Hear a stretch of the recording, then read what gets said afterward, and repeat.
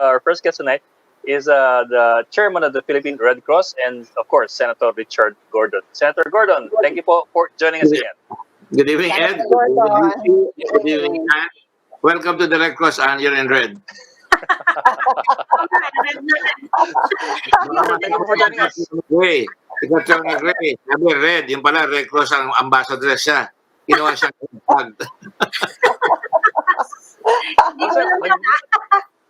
Nagbayad na po kahapon ng kalahating bilyon ng ang gobyerno, and I think today nag-resume na yung testing ng Red Cross for COVID-19. Pero at the same time, you were quoted saying na you're giving PhilHealth 3 days, or the government 3 days, by which to come up with 560 million pesos more yung balanse. Well, 3 days nga. What happens in 3 days pag hindi natuloy yun? Well, I'll tell you when that happens. There is a contract that after we charge them, after we test, they have to pay within 3 days. And they have totally violated that from day one. Can you imagine? It went up to 1.1 billion because for 50 days, they never paid. They never paid anything. And then yung 100 million na sinasabi dyan, that only happened once. And it is just like a revolving fund. Pag naubos, bayad ka agad. Para hindi lalaki. Kasi pag lumaki, nahihirapan na magbayad yung mga yan kahit na may pera. Natatakot na, tinatakot na. So, to my mind, it really is silly. Can you imagine? This is an international humanitarian organization. We are the biggest testers in the country. Not because we wanted to, but because the government asked us to. When they found out that we had all these 8 machines, they asked us, and we did our job, and then we put up 22 testing machines in Manila. We're even under capacity. We're only able to test 13,000 at most. The highest was 16,000, and that was only once. Pero we put up where they wanted us to put. In missionary areas, we were there. We're not in business. We charge 3,500. Yung iba, nagbabayad sila ng 4,500, 5,000, 7,000, meron pa 20,000. Madalas yan ngayon sa airport. People took advantage of the issues. Yun ang problema sa atin. There's no love of country. Pero ano ngayon? Sige po. In layman's terms po, kasi there's been talk about that memorandum na kine-question na between Red Cross and the PhilHealth, and doon ang kinakatakutan eh. So people are wondering, the government's been talking about billions of pesos in ayuda, pero ang 1 bilyong piso na importanteng COVID testing eh, hindi mabayaran ng isang bagsakan. Bakit po? What's the root of all this in layman's terms? Takot talaga si Attorney Giran. Natakot siyang gumalaw. And you know, nagbayad naman na dati yan eh. Tumigil rin namin earlier. Nagbayad sila ng 700 million. Una, 400, tapos nabayaran lang yung 700 million. Ngayon, we started asking them to pay, babayaran. But we cannot stop because people keep coming in. Eh kung tumigil nga kami, ngayon natatakot ako, yung pagtigil na yan, paglabas ng testing na marami yan, baka dumami na naman ng positive. Ang iniingatan ko, magkasakit ang tao. Ang iniingatan ko, babalik tayo sa lockdown. And when that happens, we are the losers for it. The whole country is the losers for it. Now, you cannot give the excuse na bago lang ako rito, hindi ko alam. And then, she went the whole 9 yards. Pumunta siya sa DBM. Sabi niya, pag nakuha ko yan, nangako muna siya, babayaran. Hiningi niya muna, ibaba ko ng konti yung test. Eh, ayaw ko pumayag nung araw because may kalukuhan doon eh. But anyway, sabi ko, sige, bababa ko na para kaibigan naman kita at ngayon ko lang papasok. Sige, baba ko. Babayaran niya raw kami in 2 days. That was a week, that was a month and a half ago. After 2 days, hindi na. Tapos ang balik na. Kailangan, kausapin ko muna ng DBM, sir. O sige, kausapin mo ng DBM. Hindi sila lumusod doon. Yung procurement board, sabi, above board yung contract. And then finally, went to DOJ, the lawyer of the government. How dare do these people in PhilHealth, which is the repository of a lot of crime, a lot of greed, a lot of corruption, these 2 lawyers say, meron defect yung contract when the lawyer of the country, Menardo Guevara, the Secretary of Justice, has said, it's above board. Eh ngayon, sasabihin na naman tapos na yan. Meron excuse. Kaya ayokong mainis, pero talagang they're dribbling. And when they dribble, it's the people who suffer. Paano nga ba naging disadvantageous daw yun? Ang sinasabi nga raw po nila, sir, ay unang-una, PhilHealth cannot hold the Red Cross responsible for any damage or liability that may arise from its services. That's one. And number two, wala man lang daw specific provision for monitoring the utilization, liquidation, reportorial requirements in regard to the advance. Anong masasabi niyo ron? At least Sabi that's ng the House panel, the joint panel. Let me quote. Sabi ng Department of Justice, the moment between the PHIC, which is PhilHealth, and the PRC does not suffer from any legal infirmities that will render it invalid. Malinaw, very clear. I read the opinion, nagulat ako. It's very, very clear. Walang duda.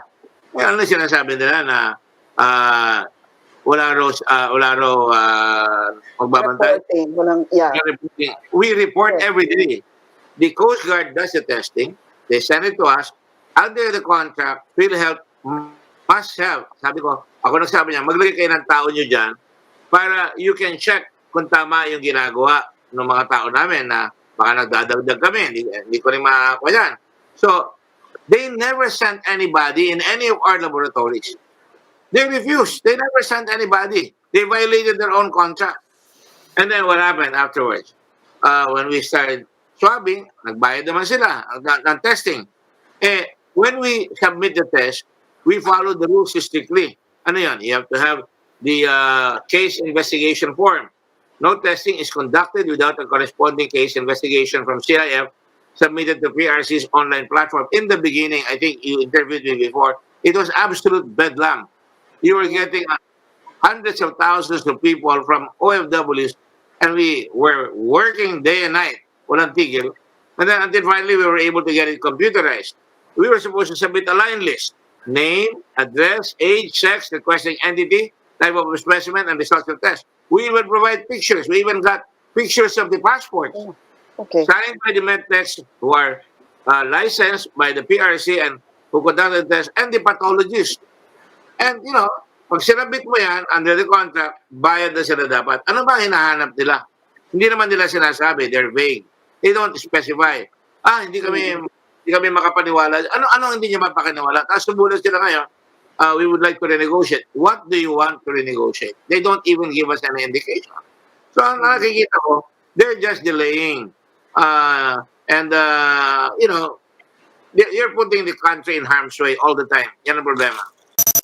Kasama natin ngayon well, not in the studio, but dito sa the Chiefs, Dasmariñas resident and Senator Manny Pacquiao. Senator, welcome to the Chiefs. Ay, maraming salamat sa inyo lahat, Lucy, Ami, Ruby, and Ed. Good Good evening. evening po. Good Good evening. evening po. Finally. Sa lahat na nanonood ngayon, nakikinig ngayon, nanonood ngayon, good evening sa inyong lahat. Tinatanong mo yung sinusulong kong bill na normal. Opo. Law. Itong new normal law, hanggat sa panahon ngayon kasi hanggat hindi pa natin na-discover ang gamot sa COVID-19, ito yung problema natin. Malaking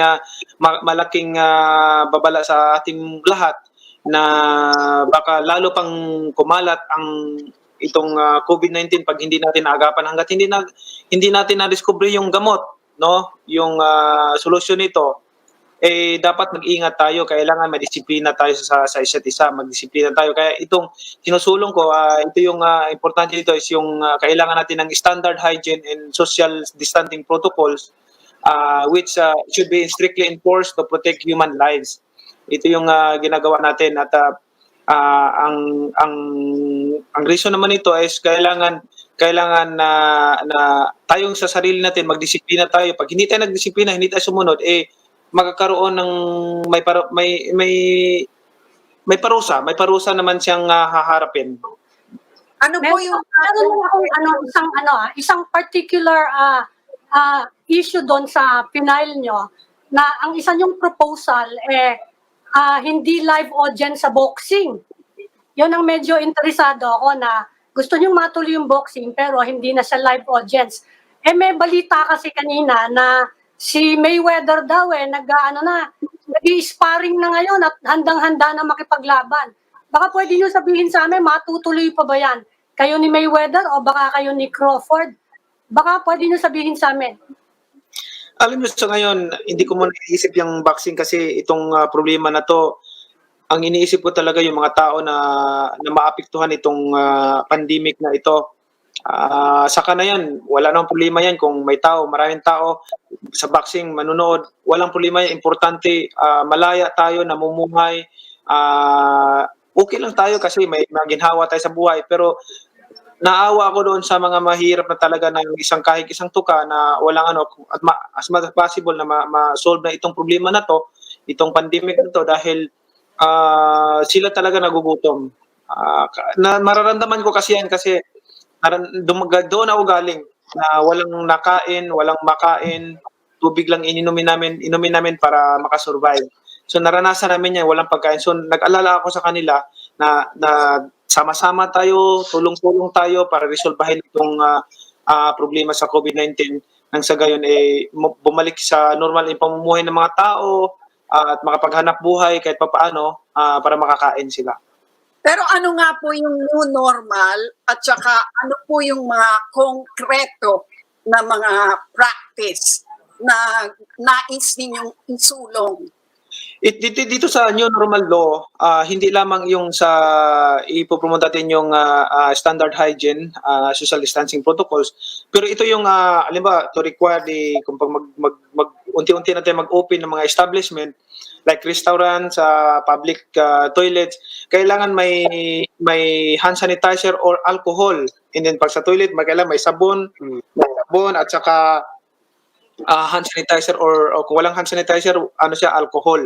Pati sa restaurant, lahat, restaurant, automatic may alcohol at saka kung wala alcohol, hand sanitizer, and then lahat ng mga waiters, may protection sila, nakamask sila, para hindi sila kung sa mga customers. And then, ganun din, doble yung pag-iingat lamang sa isa't isa. Para lang yan. Sa mga commercial establishments. Pero paano po yung mga paaralan, yung mga ibang lugar kung saan marami ang nag-gather, no? Yung nagmamass groupings.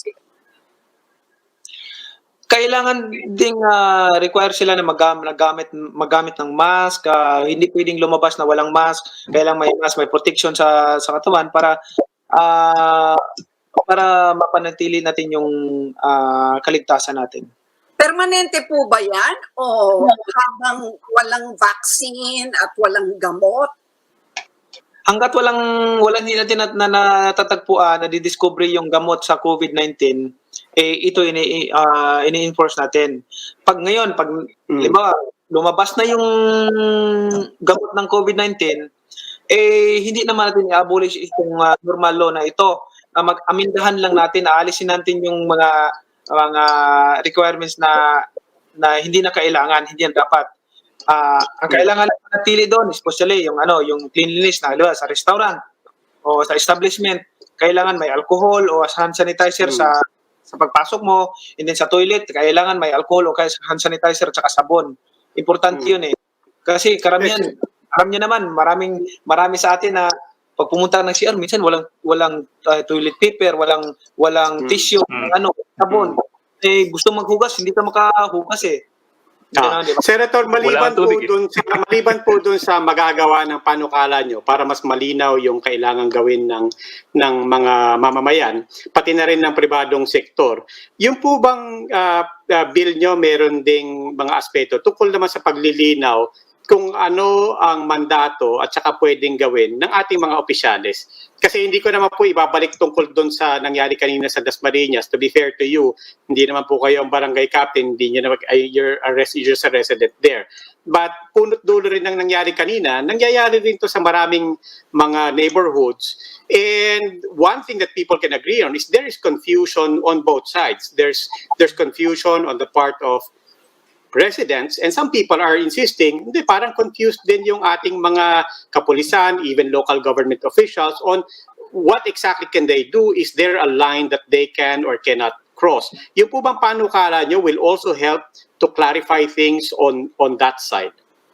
Kasama yan dito para ma-clarify yung pag lumabas ka, kailangan mag-suot ka ng mask. Basta lumabas ka ng bahay mo, basta lumabas ka ng bahay mo, kailangan magsuot ka ng mask protection, and then hindi ko na isa-isa siguro, marami.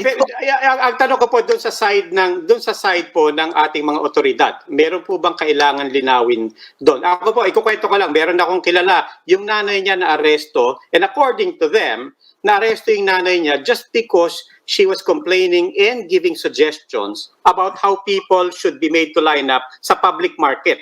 And supposedly, according to them, naaresto yung nanay niya, dinala sa presinto dahil lang yung mga tanod hindi nagustuhan yung asta at yung mga mungkahi niya supposedly. But ang punto lang po is doon po sa side ng mga otoridad, meron po bang kailangan linawin din doon sa panukala nyo? Kailangan lang malaman ng mga nag-implement nito kung ano yung mga panukala na dapat, no, kung saan sila, hanggang saan lang sila hanggang doon lang sila mag-i-implement. Hindi na sila susubra doon kung ano yung gagawin nila. So, kailangan alam lang, importante din yung ma-educate din yung mga nag-i-implement na alam nila yung batas kung paano nila i-implement para hindi sila mag-violate doon sa sumubra doon sa implementation ng batas. Pero Senator, nagigets ko po yung ibig sabihin ni Robbie kasi sa ngayon po, ang kalimitang ginagamit na batas ay yung Article 151 ng Revised Penal Code, yung disobedience to a person of authority. Yun parati ginagamit eh. Kasi, well, to begin with, wala tayong batas talagang ipinasa para sa quarantine na ito na nagsasaad mga regulasyon sa quarantine. So, ang ginagawa ng mga polis, 151, 151, 151 na lang, 1 na lang, na medyo malawak yung sakop. Disobedience to a person in authority. I think yun ang kinaso dun sa kaibigan ni Robbie. At malamang hindi kakaso doon sa Dasmariñas resident kanina. So medyo may gray area. Yun I think yung napunto ni Robbie. Medyo may gray area doon sa batas. Doon sa quarantine mismo. No, ang sinabi naman kasi ng Pangulo natin na wala mo nang lalabas. Wala mo nang lalabas ng bahay. Kung lalabas man kayo, at least bibili kayo o magpabili kayo. Wala mo nang lalabas for no reason. Yun ang patakaran. Kasi pag lumabas tayo, hindi tayo makikinig na wala naman tayong gagawin sa labas o wala naman tayong bibilihin. Lumalabag tayo sa patakaran. Sa utos ng Pangulo. Senator, yun lang tinatawag na practicality. Halimbawa, kung sasabihin nyo na dapat may social distancing pag nag-grocery, pagtapos na itong quarantine period, no, do you actually expect the number of people, say, watching movies to be limited so that there will be they will be 6 feet apart in a movie house? Is that practical? I'm just making an example. Okay. Mahirap kasi yan. Mahirap, diba? Parang mahirap yung new normal na gagawing batas. Mahirap i-implement yung ganyan, di ba? Sa movie theater. Limitahan lang yung ano doon. Exactly. Mahirap kasi i-implement yan. Siguro, avoid muna natin yung mga big groupings na yan, yung gathering ng maraming tao hanggat hindi pa natin na-platin yung curve. Senator, i-relate ko lang yan sa yung expertise nyo. You're an athlete, you're a professional athlete, and isa sa pinakamalaking disruption dito sa mundo dahil dito sa pandemic is in the world of sports. So sa tingin nyo, paano yung ibang negosyo nag-uumpisa ng mag-resume ng operations? In sports, sa tingin nyo, sino kaya ang pwedeng mauna? Anong pwedeng mangyari? Kasi hindi pwede yung mahirap yung walang live audience, di ba? Anong naiisip nyo na pwedeng gawin? Lalo na sa boxing, hindi pwede. Siguro sa baseball, pwede. Basketball, hindi pwede. Siguro golf, pwede yon. Tennis, pwede. Pero paano naman, maraming mga nagre-rely na tao sa sports, sa hanap buhay and entertainment as well. Ano yung nakikita niyong pwedeng new normal for sports? pag na-lift na itong mga quarantine, ano yung dahan-dahan pwedeng gawin? Sige, pinipili kong intindihin yung tanong kasi putol-putol dito eh. Pero naintindihan ko na yung sa about sa vaccine. So, ganito kasi yan, hanggat matindi pa itong problema natin sa COVID, at hanggat at mas possible, iwasan muna natin yung promotion ng vaccine, kahit although ako vaxxer ako, iwasan muna natin yung mga ganyan. Pag na-flatten na natin yung curve, tapos nasolusyon na natin ang problema na to, i-require pa rin din sila magsuot ng mask, at saka natin bago pumasok ng arena, i-check upin sila. Pag may lagnat ka, bawal kang pumasok, bawal kang manood, may mataas yung temperatura mo. Yun siguro ang requirement natin pagka pinayagan na natin silang mag-promote ng ganyang mga event, boxing, sports. Pero gaano katagal po yung na-envision ninyo na new normal? Gaano ka? Gaano Katagal katagal? po. Gaano katagal po yung panahon na kailangan yung new normal? Kasi pag sinabi yung flatten the curve, pwede kasing mangyari yan anytime between, say, May or next year. So, in the meantime, walang basketball, walang boxing, walang nanonood ng sine. Medyo matagal po yung panahon. Hindi ho ba? Ako naman, nothing is impossible with God and praying for our country. God is good all the time, and I'm sure hindi niya tayo pabayaan. Tutulungan niya ma-resolve agad itong problema natin. Unang-una, hindi ko iniisip yung sa boxing, hindi ko iniisip yung mga ano yan. Ang iniisip ko yung kung paano yung mga mahirap na tao na magkaroon ng hanap buhay, makakain sila. Kasi, especially ngayon, hindi naman kasi nakatanggap ng amelioration na program, yung binibigyan ng gobyerno. Yung amelioration na program is lang sila, pili lang sila, limited lang, hindi lahat. So, hindi naman yung iba, wala kasi yung ipon. So, naubos din yung pundo nila, kung may pundo man sila. So, ito yung concern natin ngayon. Para sa akin ako, boxer ako, sa sports ako, pero sa ngayon hindi ko muna ini-encourage yung big gathering ng tao, like promoting sports, boxing, or any sports sa panahon ngayon kasi hindi natin ma-solve kaagad itong problema na to kung ipatuloy natin, payagan natin sila mag-promote ng mga sports na kung saan yung mga tao mag-gather lahat. Senator, medyo maliso ka ng konti. Yung nung nakaraang linggo, naglabas ang resolusyon ng 14 yata ng senador para sa pagpapatalsik, resignation ni Health Secretary Francisco Duque. Isa po kayo sa mga pumirma, kung tama yung pagkakatanda ko. Ano ho yung dahilan na naisip ninyong sa panahong ito kailangan siyang palisin? Kasi marami kaming nasagap ng balita at impormasyon at hindi masyadong nagampanan ng DOH yung problema, yung mga especially yung mga pasyente tanggihan ng ospital. Dapat ang DOH makialam din doon. Kakawawa naman yung mga pasyente na tatanggihan ng mga ospital. And then also maraming mga nakita kami na hindi nila inaksyonan, kaya yun, nag-decide kaming 14 na pwedeng palitan kasi parang hindi siya capable doon sa ano. Ano po yung nakita ninyo na sa tingin nyo naging basehan ng inyong desisyon na hingin ang kanyang resignation? Unang-una doon, maraming reklamo mga doctors at saka nurse na about sa mabagal na pag-aksyon sa mga problema na hinaing nila. Importante kasi yung mga frontliners natin. Kasi pag sila nagkasakit, wala sinong gagamot? Alam naman tayo gagamot. importante sila ang unang pangalagaan natin kasi sila ang nandyan. Pag mawala sila lahat, nako, wala tayong magagawa. Hindi So tayo pwede. nabagalan ba kayo? Nabagalan? Kulangan sa kanilang action? Ganun po ba?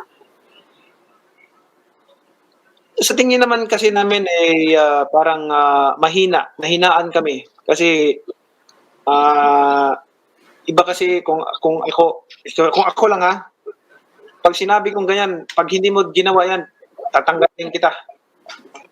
Ako yung magsabi ko, action na mo to, instructionan kita, gawin mo to, supplyan mo ng mga PPEs dyan, at mask, yung mga pantay nyo sa atin, kailangan, hindi pwede mag-duty na walang protection. Okay, implemented ka agad. Pag hindi ginawa yan, pag hindi ginawa, tanggalin kita, wala ka palang silbi dyan. Ganun pa man, si President decided to keep him. Ano pong masasabi niyo ron?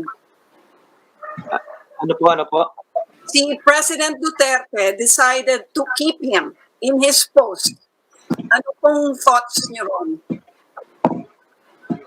Nirerespeto namin yung Pangulo kasi kita siguro niya na okay naman. Sa amin lang naman yun yung sense of the Senate, yung opinion namin, mga 14 na senador.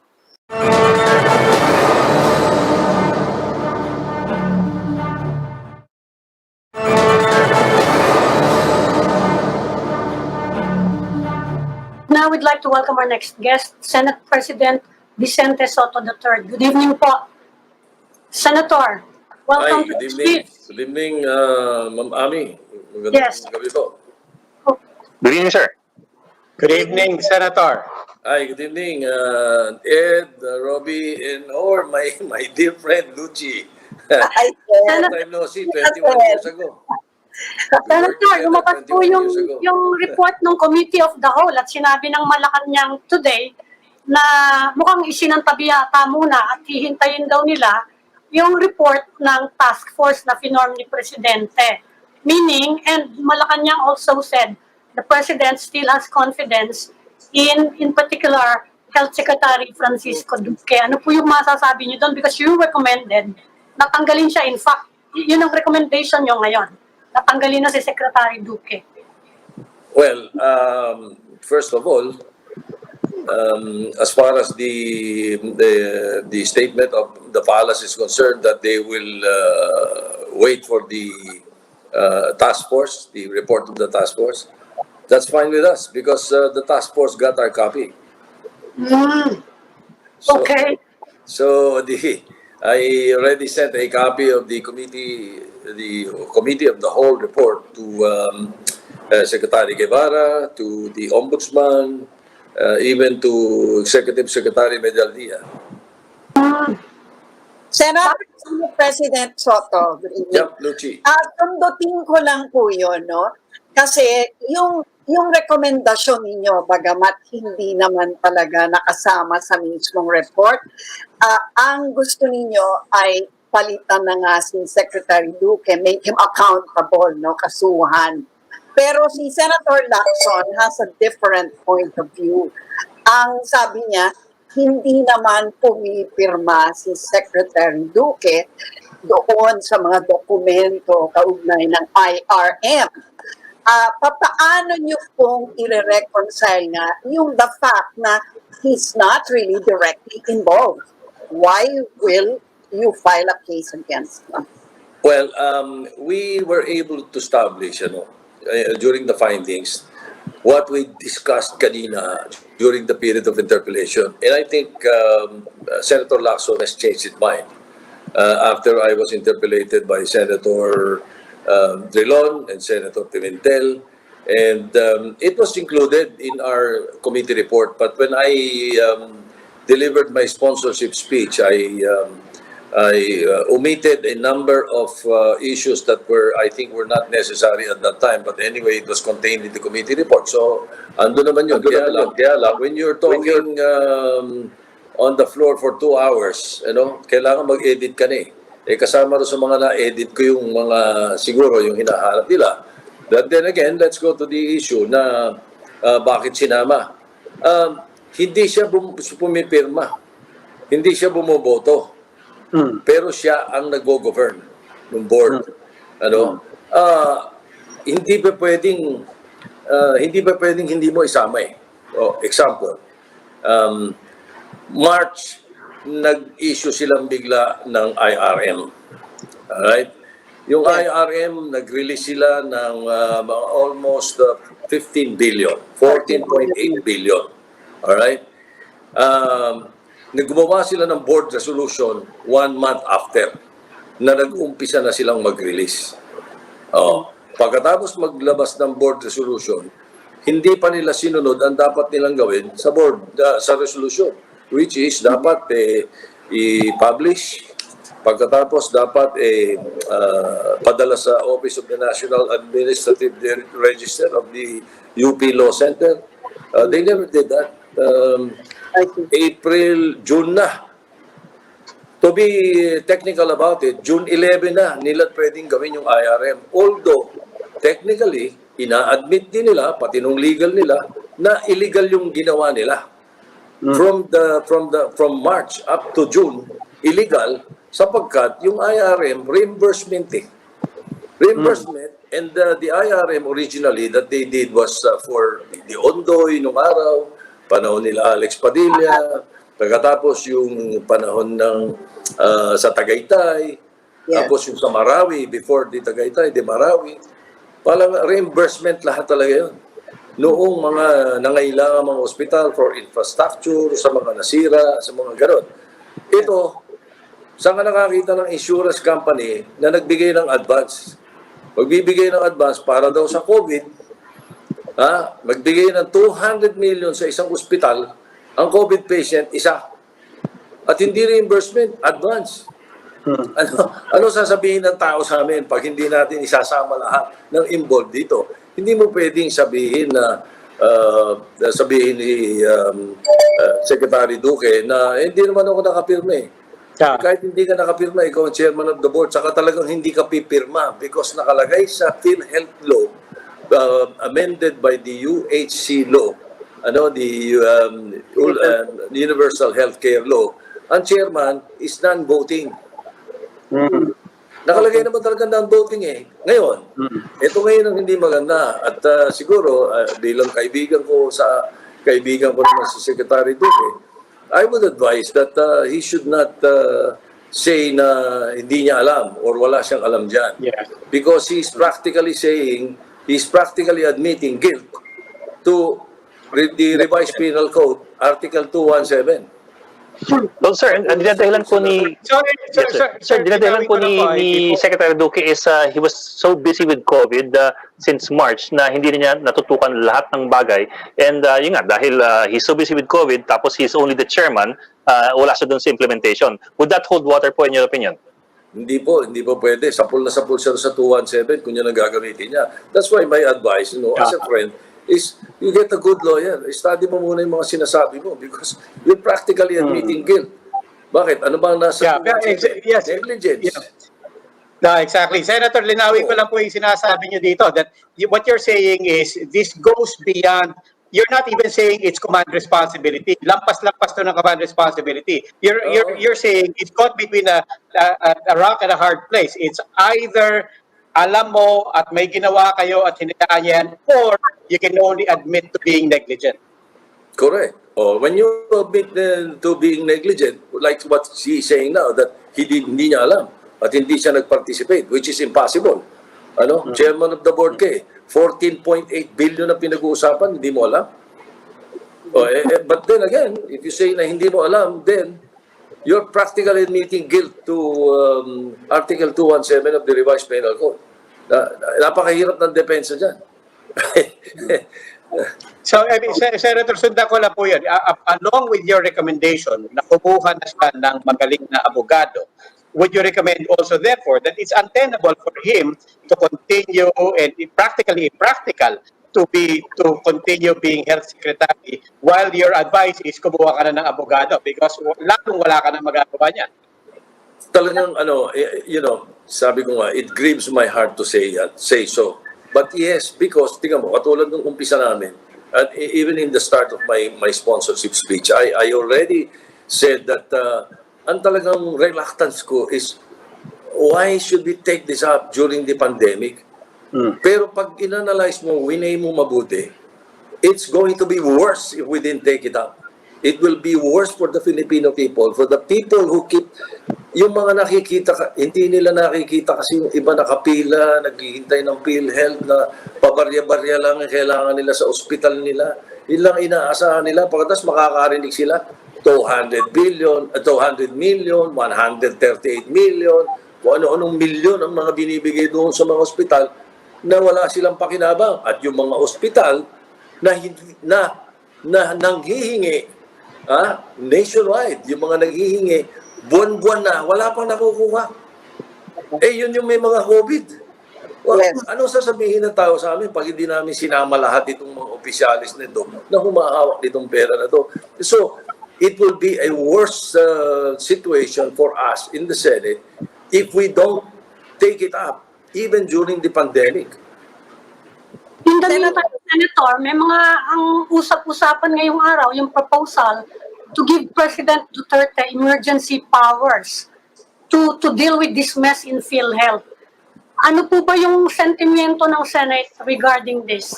Maayos ba yung problema sa PhilHealth? Saka ano ba yung emergency powers na yun in the first place? Hindi ko alam kung ano gusto ng House to sa emergency powers, pero siguro ang gusto nila is pwede na lang magtanggal-tanggal, like pwede palitan yung mga regional vice presidents ang biglaan or something to that effect. But offhand, although I have no idea kung ano yung point nila sa emergency powers, one of the most powerful presidents in this part of the world is the President of the Philippines. I don't think he needs any emergency powers to revamp the entire PhilHealth. He can do so. He can do that without any problem legally. That's what I think. There's no... I don't know kung anong kailangan pang ibigay na emergency powers sa presidente para magawa niya yun. Okay. Well, sir, the argument put forward is that it's a GOCC that has its own charter. So, hindi siya kasing daling i-revamp unlike yung executive branch. Hindi rin because it's a GOCC, it's under the GCG. Oh, hindi ba? It's still under the office of the president ang dating. So, pwede talaga. Are you confident, Mr. Senator, that that the president appointed the right person for this particular moment for PhilHealth? At this point, for this particular moment, yes, I do agree. Ang sinasabi nga nung iba, kanina palang umaga, may nagsasabi na sa amin na hindi raw nagpo-fall sa kategory nung dapat na PhilHealth president or chairman, yung si former NBI Director Gerard. I disagree. He is qualified. Una, ang nakalagay doon sa law, ay the board will recommend to the president. Hindi naman hinintay ng presidente mag-recommend yung board Nag-appoint na siya. But then again, let's go to the law. Sabi ganun, kung ano yung mga kailangan requirements sa health, ganyan. Yeah. Pero merong or sa dulo. Pag tinignan mo, nakalagay, or a combination of. He has the combination of management and finance. Kaya, he's qualified. And then, at this point, ang sabi nga nila, naglagay ng doktor, nagkagulo, sumabit. Naglagay ng sundalo, nagkagulo pa rin. Ang tingin nila, sumabit. Maglagay tayo ng investigador. Actually, Diba? Senator, ito nga yung susunod na tanong. Sabi nila, ano ba ang dapat unahin? Yung sistema, yung pagpayo sa sistema, o yung pag-imbestiga sa mga korap? Ano ang mas matibang sa tingin ninyo na dapat i-prioritize? Dahil investigator siya, but still, kayo na rin na nagsabi, something is wrong with the system. what should be prioritized then? Is it cleaning up the system or cleaning up the ranks? I think the answer, no, my answer, my opinion, would be both, of course. But if you're insisting to say way natin, mas mabigat yung dapat na alin ang mas mabigat? Kung yun ang katanungan mo, alin ang mas mabigat? Therefore, my answer would be the heads, yung nagpapatakbo. Sapagkat yung system, kanina, if you monitor the interpellations that I got from my colleagues, makikita mo na pinpointed na kagad na namin kung alin yung mga pwedeng ayusin, doon sa PhilHealth, yung composition ng board, yung pati yung yung nakalusot na UHC sa amin na hindi namin napansin na non-voting yung chairman. Non-voting yung chairman. 13 sila. Paano pag nag-tie? Paano pag nag-tie? Hindi ba? Yung mga ganun bagay. But again, palitan muna natin. Ayusin natin. Kailangan linisin na muna natin sapagkat basa eh. Parang ano na yan eh. In other words, it's like the usual problem of which came first, the chicken or the egg. Ako, may sagot ako dun. Which came first, the chicken or the egg? It depends on what you're eating, breakfast or dinner. Di ba?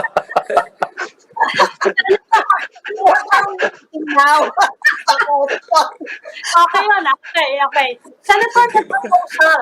Kaya ako tingin ko, palitan muna natin yung mga nagpapatakbo. Di ba? Tapos ayusin natin yung pinapatakbo nila at nakikita na natin. At sila mismo, even, I'm glad that former Director Dante Geran already got in touch with me and he asked for a copy agad of the, sabi niya, it will be a very good guide. Kaya in answer again to your question kanina, what can I say about the palace waiting for the report?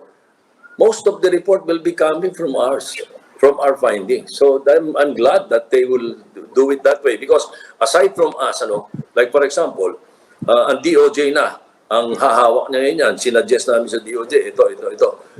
May NBI ang DOJ. So the DOJ might be able to dig deeper into what we have scratched. Baka nga we only scratched the paint. Who knows? Sir, but with all of these investigations done and all these investigations ongoing and all the investigations about to be done, would you still need an investigator on top of PhilHealth or would you need an administrator who is familiar with health insurance? Hindi, tingin ko tama pa rin yung investigator. Kasi ang sinasabi namin ay nasa level ng executive committee. Nasa level pa lang ng mga opisyales.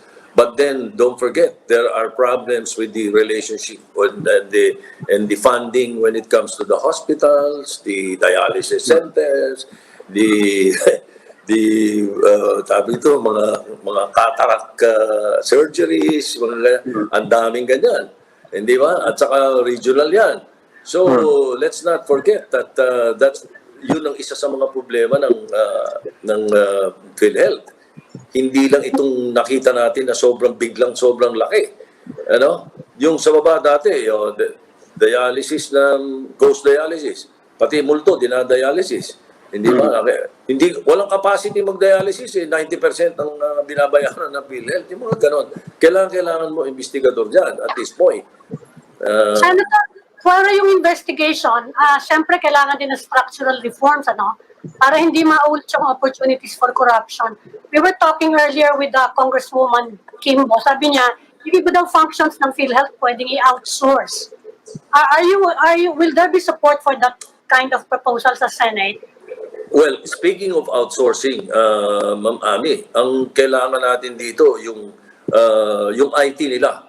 Yung IT nila dapat i-outsource. Outsource. Yun ang isa sa mga importante para nakita mo naman kung paano ang overpricing. Grabe ang overpricing. Tapos sabihin nila na abort daw. Ay, nabuko pero pinirmahan niyo yung kontrata May kontrata na magbabayaran na Nabuko lang Dahil ayaw pumayag ni Laborte sinabi niya kay Morales, boss, hindi pwede ito, sobrang overpriced ito. Kaya nabisto yan. at nagkagulo-gulo, nag-resign dahil hindi masikmura yung nakikita niya. Ganon din yung sa board member Kabading. No? At saka hindi namin tinatanggap yung mga binanggit ng itong mga whistleblowers tungkol kay Secretary Duque or whatever. In the absence of any evidence, hindi namin tinatanggap yon. Ang tinanggap lang namin kung ano yung na face value. Kung ano yung nakita namin na nangyayari sa PhilHealth. Sinabi din po ni Mr. Morales, nabanggit niya na rin lang siya, nag-propose daw siya to set up an external management group kasi mahirap daw imbestigahan yung collusion kung ikaw yung head ng organisasyon.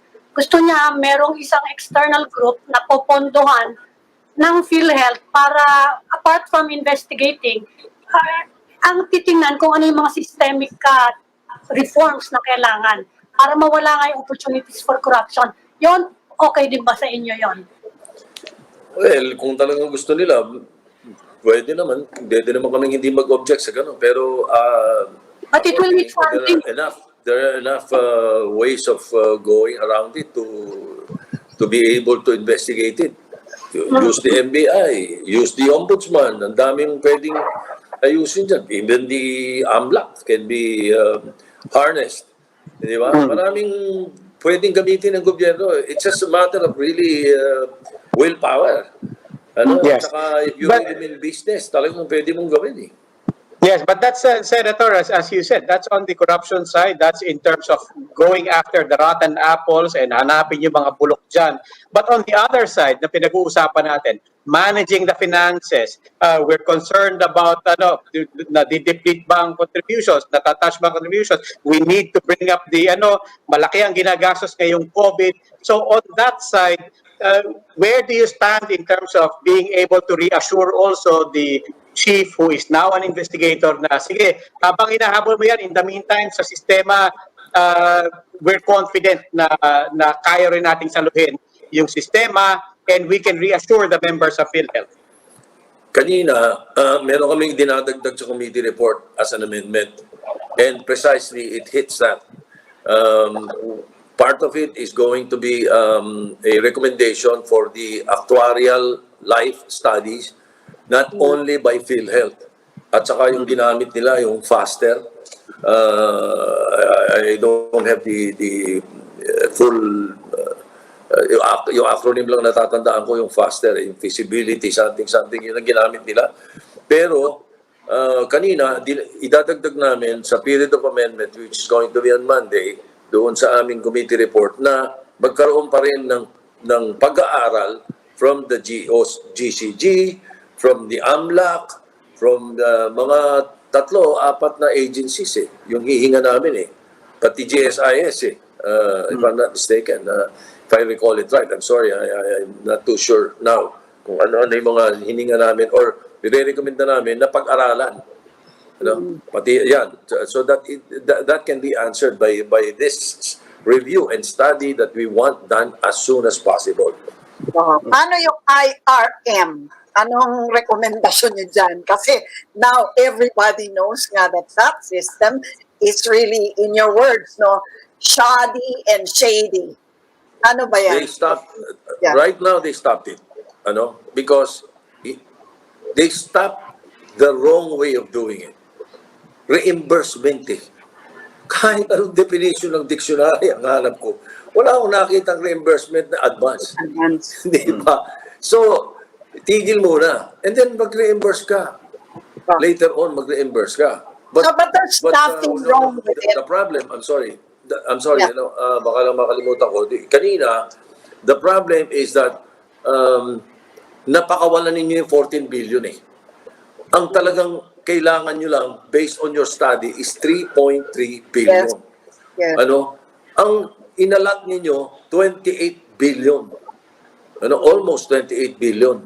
Nakapag-release ka na ng 14 billion, hindi magagamit yung iba. At yung mga ibang ospital, magsosoli ba? Sa tingin ba natin, magsosoli ito, yung mga binigyan? So, meron kaming rekomendasyon doon na pag-aralan, baka pwedeng yung mga hindi maisoli, gawin na lang nila mga testing laboratories.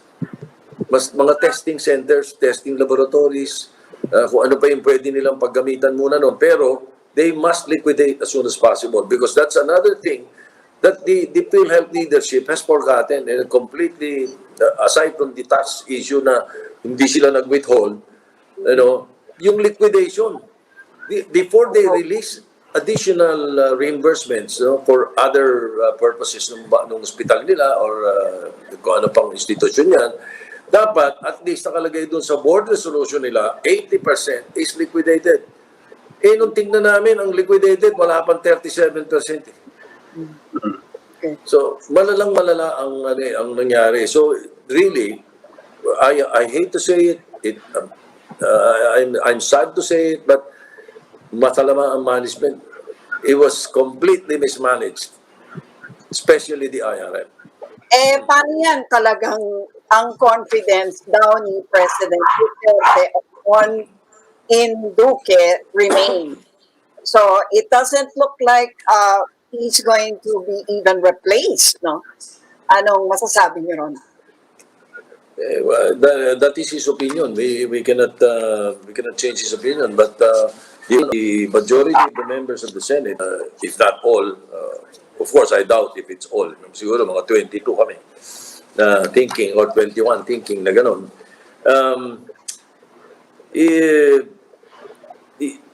The chairman of the board leads the agenda and the direction of the board. It's very clear. Ganun yun eh. Di ba?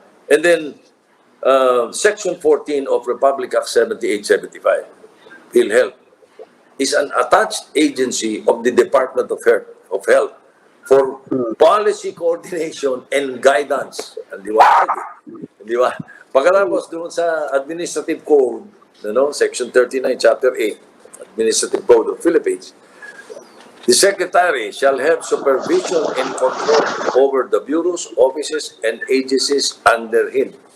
As a matter of fact, even galing sa words mismo ni Secretary Duque, nung sinabi ni President Duterte na clean the slate in PhilHealth, sabi niya, si Secretary Duque mismo, he was quoted na sabi niya, I have ordered a revamp of PhilHealth's accreditation committee.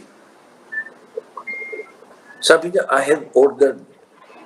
So this, definitely it evinces his control over PhilHealth. Hindi kayang alisin yung general responsibilities of the chairman of the board in any private or public firm. Yeah, Senator, Senator, if you don't mind, lawakan ko lang din, because is your loss of confidence, or even if you don't want to phrase it that, but your concern for the untenability of Secretary Duque, is it limited to the PhilHealth scandals, or is it does it go all the way to how the entire COVID crisis has been handled? Well, personally sa akin, I would not venture into that. Medyo talagang madugo yung problema ng COVID. So I will not blame him for that. But definitely, as far as the PhilHealth fiasco is concerned, I'm sad to say na hindi siya makakaiwas to. Okay, but yes, then in the meantime, therefore, yes, it's limited to the PhilHealth. Okay, but given your acknowledgement na masalimuot naman talaga yung COVID, no, and it's hard to blame anyone for that. But given that, then that begs the question also: can our country take a changing horses midstream? Everything supposed to be is in place already. Hindi ba pagka yung mga opposition sinasabi ang administrasyon, they have no plans, they have no program, sinasagot, di ba? There are already plans in place. There are already programs in place. So it's not really changing a horse midstream. You're changing the rider. You're changing the rider, not the horse. Because the horse will go to where the rider brings him. Di ba? Yun yung yun yung sitwasyon. Okay, so pwede. In other words, pwede. Oo naman, pwede. Okay.